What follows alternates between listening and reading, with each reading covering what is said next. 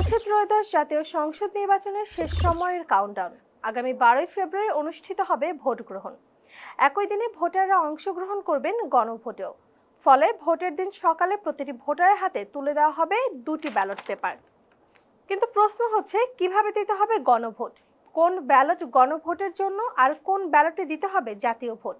Vote প্রদান শেষে কিভাবেই বা ভাঁজ করতে হবে ব্যালট পেপার? আর সিল মারতে গিয়ে ভুল হলেই বা কি হবে? চলুন ধাপে ধাপে জেনে নেওয়া যাক প্রতিটি প্রশ্নের উত্তর। ভোটারদের সুবিধার জন্য নির্বাচন কমিশন ইতিমধ্যে একটি মোবাইল অ্যাপ চালু করেছে। স্মার্ট ইলেকশন ম্যানেজমেন্ট বিজি অ্যাপের মাধ্যমে ভোটাররা আগেই জেনে নিতে পারবে ভোট কেন্দ্রের তথ্য। এরপর তথ্য অনুযায়ী উপস্থিত হবে কেন্দ্রে। সেখানে নারী ও পুরুষ ভোটারদের জন্য থাকবে আলাদা লাইন। কেন্দ্রের বাইরে ঝোলানো থাকবে তালিকা। তা দেখে বা দায়িত্বরত আনসার সদস্যদের সহায়তায় ভোটাররা নির্দিষ্ট কক্ষে প্রবেশ করবেন। এরপর প্রথম পোলিং অফিসার ভোটারের নাম ও ক্রমিক নাম্বার যাচাই করবেন এবং ভোটার তালিকার ছবির সঙ্গে মিলিয়ে পরিচয় নিশ্চিত করবেন। এরপর ভোটারের নাম ও নম্বর জোরে উচ্চারণ করা হবে, যাতে উপস্থিত এজেন্ট ও সহকারী প্রিজাইডিং অফিসাররা শুনতে পান। পরিচয় নিশ্চিত হলে দ্বিতীয় পোলিং অফিসার ভোটারের আঙুলে অমোচনীয় কালির দাগ লাগিয়ে দেবেন। এরপর সহকারী প্রিজাইডিং অফিসার দুটি ব্যালট পেপার দেবেন। এর মধ্যে একটি ব্যালটে থাকবে গোলাপি কালার, অন্য ব্যালটটি থাকবে সাদা।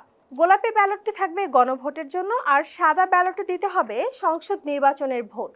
ব্যালট নেওয়ার সময় ভোটারকে স্বাক্ষর বা টিপসই দিতে হবে। এরপর ব্যালট হাতে সিল তুলে দেওয়া হবে, সঙ্গে থাকবে রাবার স্ট্যাম্প। তা নিয়ে ভোটার যাবেন গোপন একটি কক্ষে। গোলাপি ব্যালটে সংস্কার বা পরিবর্তন চাইলে হ্যাঁ ভোট দিতে হবে, আর পরিবর্তন না চাইলে নায়ের ঘরে সিল দিবেন।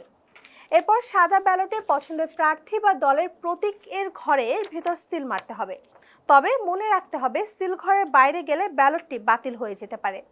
সিল দেওয়ার পর ব্যালটটি প্রথমে লম্বালম্বি, এরপর আড়াআড়ি ভাঁজ করতে হবে, যাতে কালি অন্য ঘরে না লাগে। ভোট প্রদান শেষে গোপন কক্ষ থেকে বের হয়ে ব্যবহৃত স্ট্যাম্পটি ফেরত দিতে হবে সহকারী প্রিজাইডিং অফিসারের কাছে। এরপর নির্ধারিত বক্সে একসঙ্গে ফেলতে হবে দুটি ব্যালটই। এই প্রক্রিয়ার মাধ্যমেই দেশের সব নাগরিক প্রয়োগ করতে পারবে নিজ নিজ ভোটাধিকার। এতক্ষণ সাথে ছিলাম আমি নুসরাত জাহান শম্পা। ফেস দ্য পিপলের সাথে থাকার জন্য ধন্যবাদ সবাইকে।